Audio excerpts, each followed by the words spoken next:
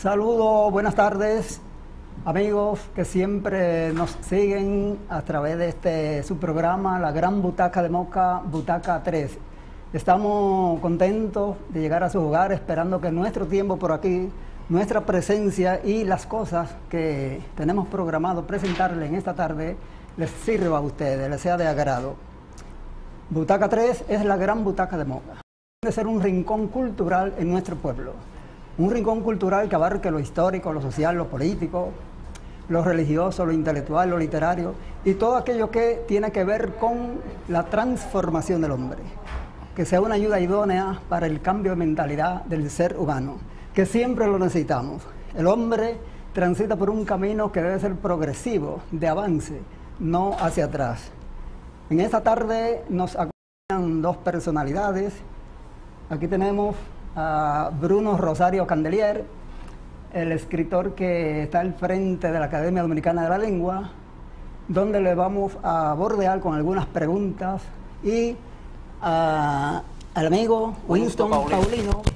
También a ambos le vamos a cuestionar a Bruno y trataremos de enriquecer con su grata experiencia.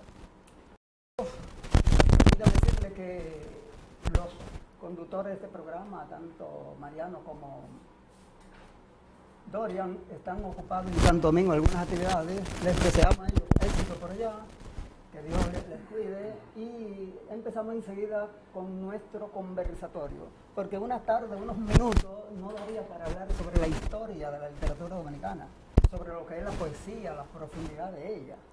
Por eso vamos a hablar de un conversatorio, donde vamos a presentar algunas pinceladas. Buena, Bruno, ¿cómo te sientes? Muy buena, pues nada, me siento muy bien. Qué bueno, qué bueno. Y complacido de estar aquí sí, con ustedes en este sí, programa para gracias. hablar de la literatura, de la lengua, de lo que ustedes quieran. Bueno, partiendo de tu experiencia, de lo que tú puedes aportar en cuanto a la cultura, pues somos nosotros los que estamos complacidos. Lo mismo de Winston, estamos contentos con tu presencia. Entrando ya en los temas, pretendemos esta tarde desarrollar, es decir, plantear para que uno los desarrolle. Vamos a iniciar destacando el golpeo hacia nuestro castellano, que nosotros los dominicanos mantenemos casi de manera sistemática, continua, porque el uso inadecuado de términos, de frases, el uso tergiversado, modificado e invención de palabras hace de que sea un golpeo sistemático. Entonces, tú como director de la Academia Dominicana de la Lengua, sé que como órgano rector de nuestro castellano hay inquietudes con respecto a ese estilo, a la forma del dominicano de expresarse, de hablar. En ese sentido, ¿cuál es tu inquietud personal y cuál es la de esa institución que tú diriges? En realidad, los pueblos tienen una forma peculiar de expresarse. Podría verse con actitud como tú la ves, con esa expresión, como golpeo, pero también podría verse como una manifestación espontánea del pueblo. Desde luego, si uno evalúa las palabras de un conjunto de hablantes, como si hablásemos de un pueblo, de una región, de un país, pues a la luz de lo que pauta la gramática de la lengua, pues sí, hay deficiencias en la mayoría de los hablantes. Hay deficiencias en el uso de las palabras, en la pronunciación de las palabras, en la combinación de una palabra con otra, lo que le llamamos sintaxis, en el empleo adecuado del significado que las palabras tienen. Entonces, en ese sentido, siempre hay algo que hacer, siempre se puede hacer algo y se puede contribuir a que nuestros hablantes o se perfeccionen en el uso de la lengua. Para eso están los maestros, para eso están los escritores, los libros, el hogar, los intelectuales, las personas con inquietudes intelectuales, que las hay en todas partes. Sí, eso de que el pueblo tiene su forma espontánea de expresarse, de usar su idioma, bueno, ya hablaríamos entonces del nivel coloquial y el vulgar. Pues sí, esos son niveles, como hay el culto también. Sí, esa parte lo entendemos. Sí. Ahora, lo que no entendemos es cómo instituciones como el MINER, Ministerio de Educación Superior, sí, Ministerio de Educación, envía telegramas, documentos, anuncios a las regionales, los distritos y de ahí a las escuelas con faltas ortográficas, con expresiones que atentan contra la esencia y la corrección del idioma. Como ejemplo, a los niños y a las niñas hay una incorrección, hay un choque con relación a la palabra y el género que no se debe. ¿Qué explicación le dan a eso? Partiendo de la institución que debe ser la segunda en cuanto a la calidad. Sí, en realidad los funcionarios que están ahí en ese departamento son los responsables de hacer un uso apropiado de la lengua. Al ministerio como tal, habría que decir a cada funcionario en particular, está llamado a tener un conocimiento de la lengua y a respetar, sobre todo a respetar la pauta ortográfica y la pauta gramatical. Porque quien está al frente de una institución o de un departamento o de un organismo, sea del Estado o sea privado, no importa la instancia, tiene la responsabilidad de ejemplo. Hoy mismo escuchamos de que el domingo tendrá su encuentro, creo que convención, el Partido Humanista Dominicano. Partido Humanista Dominicano. Y sabemos que las humanidades, el humanismo, comprende, agrupa todo aquello que contempla lo que es la filosofía y las letras. Sí. Entonces ahí tendría que ser el Partido Humanitario Dominicano. Sí, lo más correcto, desde luego, como tú lo planteas. Es que no existen reglas que se a nivel de instituciones para corregir esos fallos, porque si vamos al lenguaje coloquial de nuestro pueblo, ahí es pasable, vamos a decir normal dentro de lo posible, pero ¿por qué no se corrige a nivel de instituciones? ¿No se puede establecer un reglamento? El reglamento existe, lo que pasa es que quien dirige la institución o quien dirige una instancia es quien a menudo desconoce esa normativa. Entonces, si una persona que está al frente de una entidad no tiene el dominio adecuado, no va a tener la inquietud para aplicar una normativa, porque va a carecer de lo que nosotros llamamos conciencia del lenguaje o conciencia de lengua. Y la conciencia lingüística existe cuando el hablante se preocupa por el uso apropiado de la lengua, cuando tiene inquietud para aumentar su vocabulario a partir del conocimiento de nuevas palabras y de nuevas expresiones, cuando tiene interés en usar con corrección, con propiedad, con elegancia, el propio sistema es como se debe. De reglas. La lengua es un sistema de signos y de reglas. Ese sistema, todo hablante lo tiene internalizado en su conciencia. Ahora bien, la forma de aplicar ese sistema implica o conlleva un conocimiento, un estudio particular de la gramática y de la ortografía que debe conocer el hablante y que a menudo la mayoría desconoce o no lo ha estudiado adecuadamente. Porque estas cosas se han estudiado en la escuela, pero no se ha asimilado como debe ser. A propósito de nuestro castellano o español, creo que ya llegamos a la cantidad de 100.000 palabras en nuestro castellano, ¿así es? Hay más. En realidad, la lengua española, una cosa es el diccionario y otra cosa es la lengua. El diccionario es una muestra de las palabras que existen en la lengua española.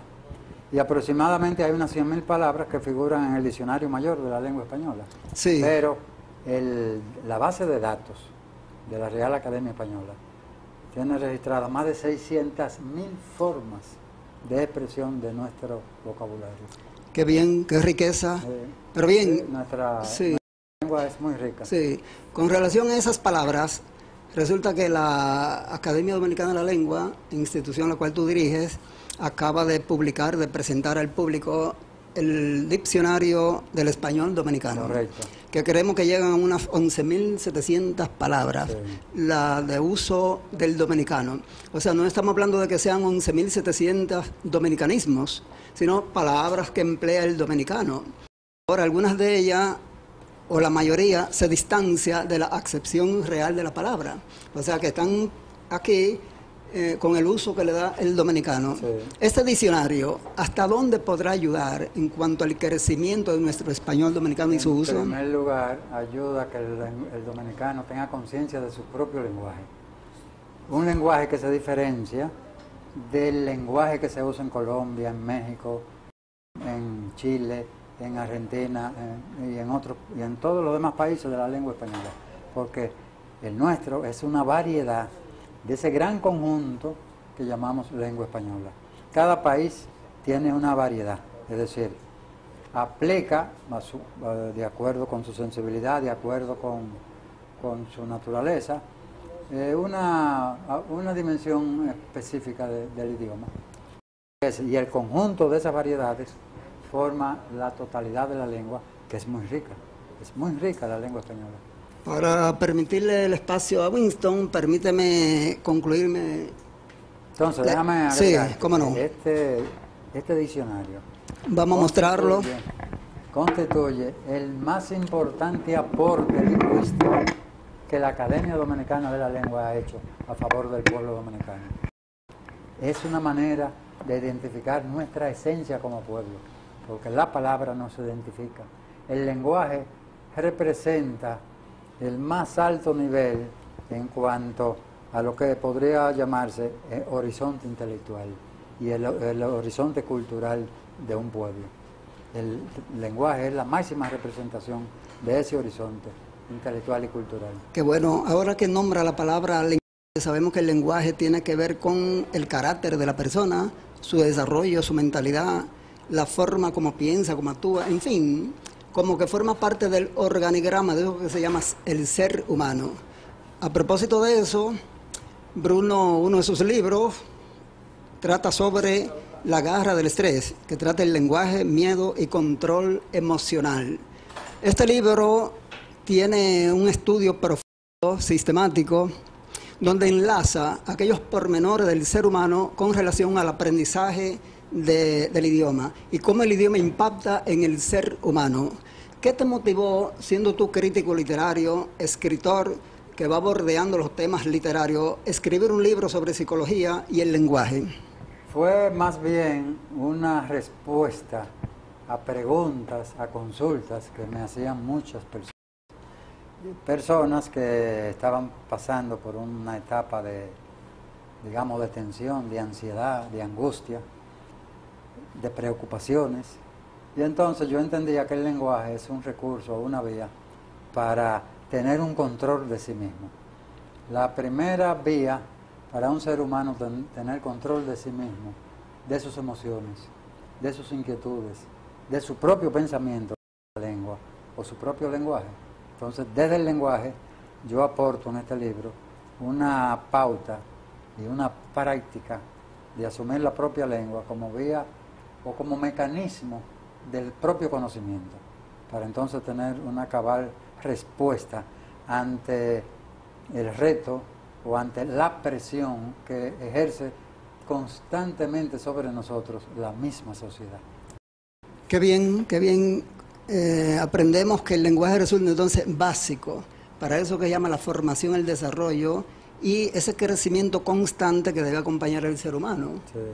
Que bueno, vamos a seguir escuchando algunos aspectos de parte de Bruno, pero a través de algunas preguntas que Winston le vas a presentar. Muchísimas gracias, profesor Francisco Candeliel, al doctor Bruno Rosario Candeliel. Mi primera pregunta, Rosario Candeliel, para iniciar lo que es la sección del taller literario Triple Llama. ¿Qué es lo que está pasando con el uso del idioma en algunos casos, incluso personas que han estudiado letras, al decir las, al referirse a los dos géneros a la vez? ¿Qué nos puede decir de manera de orientación? Para mí es un error hacer ese uso de lo que la gente le llama el doble género, que hicieron las feministas, porque muchas mujeres entendían que una inclusión de su propio sexo en la expresión del lenguaje es una manera de ellas tener más presencia en la sociedad, y no es así. Eso es lo que ha contribuido a deteriorar la esencia del idioma. Porque si tú dices, por ejemplo, saludos a todos, al decir a todos, la palabra todos es un conjunto, y en ese conjunto están incorporados los seres humanos, hombres y mujeres. Entonces no hay que añadir a todos y a todas. No es necesario, es redundante. Pero también ocurre que si tú dices, pongamos este ejemplo, los estudiantes meritorios y meritorias, los estudiantes aplicados y aplicadas tienen la responsabilidad de proceder coherentemente porque todos tienen esa misma obligación. Si dice todos y no implica y no eres consecuente con la primera división que hiciste en el los y el las, de alguna manera está incurriendo en una falta gramatical. Y constantemente yo veo en la prensa, sobre todo a nivel de escritura, inconsecuencia gramatical en ese tipo de expresión, que lejos de favorecer y de enriquecer la lengua, la empobrece. ¿Por qué? Porque está aplicando un tipo de clasificación innecesaria, redundante, completamente redundante. Y además es una manera de no entender que el lenguaje necesariamente no discrimina por el hecho de que se haya establecido un uso general aplicado a todos los casos. ¿Cómo usted? Lo que nosotros tenemos que hacer es defender a la mujer y luchar por la igualdad de la mujer, pero la igualdad de la mujer con relación al hombre no radica en el empleo sistemático de los y las o del género masculino y femenino al mismo tiempo para incluirla, porque el lenguaje los abarca a todos. ¿Cómo usted nota el uso del idioma en la juventud creadora de literatura en el país? Fíjate, con relación a la juventud hay que especificar lo siguiente. Normalmente el uso del lenguaje que uno puede apreciar en el sector juvenil es el que se emplea en los correos electrónicos, en el lenguaje del chateo, y desde luego allí hay un uso deliberadamente inapropiado por el hecho, o incorrecto por el hecho, de que se cortan las palabras, se emplean fórmulas que no se ajustan a la normativa ortográfica y gramatical, y sin duda alguna que ese es un uso que contribuye al deterioro de la lengua. Ahora bien, para nosotros los lingüistas no es un factor de preocupación como lo es para muchas personas, y te voy a decir por qué. No lo es porque el sector juvenil que hace uso de un lenguaje inapropiado a través de las redes sociales, ese lenguaje o ese uso del lenguaje es temporero. ¿Por qué? Porque cuando un joven avance en edad y logre, por ejemplo, una carrera profesional y se inserte en el ámbito laboral, no podrá seguir usando ese lenguaje cortado, incorrecto, que usa cuando se expresa familiarmente con su amigo en una comunicación. Y tendrá que naturalmente que abandonar ese estilo. Ya lo verás, ahora mismo tú podrás observar que los jóvenes que usan el lenguaje del chateo dejarán de usarlo a la hora que tengan que escribir una carta para pedir un trabajo, a la hora que tengan que escribir una comunicación dando cuenta del rendimiento de su oficina o de la responsabilidad laboral bajo su cargo. No podrá usar ese lenguaje. Y además, a la hora de hablar público, no lo va a hacer con un lenguaje chabacano y con un lenguaje torpe. Él va a usar un lenguaje correcto, o tendrá que hacer un esfuerzo para usar un lenguaje correcto. Y entonces, por esa razón, no hay que preocuparse tanto por esa forma de expresión, que para mí eso es pasajero. ¿Tiene usted alguna fórmula que le pueda sugerir a los escritores dominicanos Con relación al lenguaje? El escritor tiene que ser una persona que lea constantemente. La recomendación más adecuada es decirle a los aspirantes a escritores y a los mismos escritores que hagan uso del libro, que lean permanentemente, que estudien, que asuman el conocimiento de la lengua como una prioridad en su plan de formación intelectual. ¿Por qué?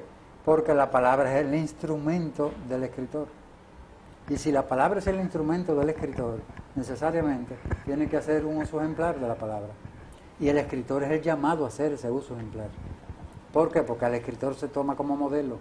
De hecho, las los diferentes códigos de la lengua, bien sea el diccionario, la gramática, la ortografía, cuando pone ejemplos del uso de determinadas expresiones y del uso de formas para ilustrar una manera ejemplar, acude a quienes, a escritores, a las obras de los escritores, para poner esas obras como modelo o ese uso como ejemplo de la forma correcta y adecuada para escribir. Y ese consejo que Bruno acaba de nombrar no solamente va dirigido hacia los escritores, sino a cualquiera que tenga inquietud cultural, que quiera desarrollarse. El hábito de la lectura es lo número uno para desarrollar el intelecto, ¿de acuerdo? No es la escuela no enseña generalmente, cuando hablamos de escuela hablamos de secundaria, universidad, posgrado, no enseña generalmente. ¿Cuándo realmente aprendemos? Cuando leemos, por amor al arte, por pasión, porque nos gusta. Y está el real y efectivo aprendizaje del ser humano. El conocimiento lo adquiere uno por su propia cuenta. Sí. ¿A dónde? A la fuente de los conocimientos. Que necesariamente hay que convertirse en autodidacta a través de la lectura. Sí, eso es un procedimiento. A través de la lectura. Todo hay que aprender a ser un observador de la realidad, porque no es solo la lectura la fuente de conocimiento, es la realidad misma. Sí. Hay que aprender a observar la realidad, sí, y a valorar las vivencias. Y a aprender naturalmente del que sabe también. Sí, para concluir con este Bruno, vamos a abordarle algo con relación a la crítica literaria, porque es una labor muchas veces desconocida por el pueblo que realiza, y el crítico literario es el más profundo en el ambiente de la literatura, porque conoce mejor al texto que el propio autor. Entonces se da ese caso. Hemos observado que en tu labor como crítico literario, tú prefieres hablar de una obra que tú has leído, que tú la has señalado, tiene algunos aspectos ya señalado de ella, cuando es buena la obra. Cuando es buena. Normalmente es un estímulo para uno. Sí, entonces resulta que siempre cuando tú rechazas un texto, una obra, no tiene calidad literaria, no enseña, no aporta, entonces tú prefieres no hablar de ella. Sino, se lo dice al autor solamente. Sí. Entonces un público que escucha siempre hablar bien de algunos libros, resulta que ese público puede llegar al plano de pensar que tú eres un crítico literario benévolo, entonces que aprueba a todo el mundo. No existiría ese peligro en verte de esa manera. No importa que se piense así, porque lo importante de la crítica literaria es que contribuya, pensando en el lector o en los lectores, a que los lectores, los que acuden al libro, entiendan el valor que una obra tiene. Correcto, sí, entendemos. Yo suelo enfatizar el aporte que hace una obra. Si la obra no hace un aporte, es mejor no hablar de ella. Es preferible no hablar de esa obra. Lo importante en la crítica, porque el papel del crítico y de la crítica literaria es contribuir a iluminar la obra, a iluminar la comprensión, más que la obra, la comprensión de la obra por parte del lector.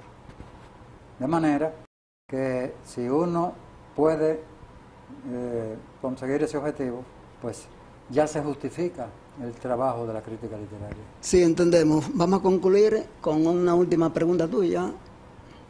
La crítica, ¿cómo está la crítica a nivel nacional en los escritores dominicanos de su obra leída, doctor Bruno Rosario? Siempre ha habido crítica literaria y de hecho cada generación y cada promoción de escritores produce sus propios críticos.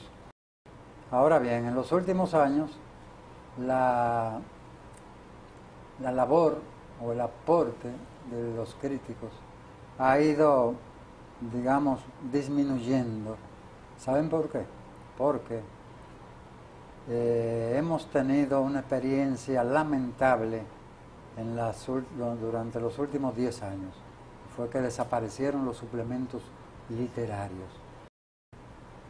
Años atrás, aquí hubo importantes suplementos literarios como el suplemento Coloquio que se publicaba en el periódico El Siglo, como el suplemento Artes y Letras que se publicaba en el periódico El Caribe, como el suplemento Ventana que se publicaba en el Listín Diario, como el suplemento cultural que editaba el Nacional de ahora, como el suplemento Biblioteca que se publicaba en el periódico Última Hora. Es decir, esos suplementos literarios eran una fuente de difusión y de promoción y de acentuación del valor de la literatura, y ya no existen.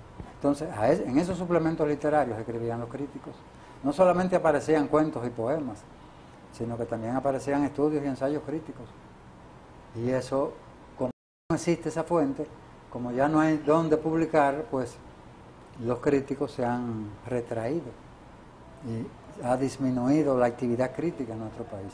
Sigue existiendo, porque se siguen publicando algunos libros, pero ya no tiene, digamos, la presencia que tuvo años atrás. Y eso va a redundar en términos negativos, va a incidir negativamente en el desarrollo de la literatura, porque si en los años 30 y 40 del siglo XX y en los años 60, 70 y 80 del siglo XX hubo una intensificación de la producción literaria, fue precisamente por el trabajo crítico que ejercían los críticos literarios en la prensa nacional. Con esta última pregunta y respuesta concluimos la primera parte de este tiempo de nosotros por acá. Realmente estamos agradecidos, Bruno, con tu presencia. Lo que se aprende contigo es bastante significativo, una experiencia acumulada de lectura, de escritura, de aporte a nuestra historiografía, así que gracias y que puedas seguir aportando. Y nosotros, amigos, ¿sí? Me complace que les haya gustado y espero que sirva para algo a alguien y que alguien se motive entre los posibles espectadores de este programa a darle seguimiento a su formación intelectual. Sí, qué bueno.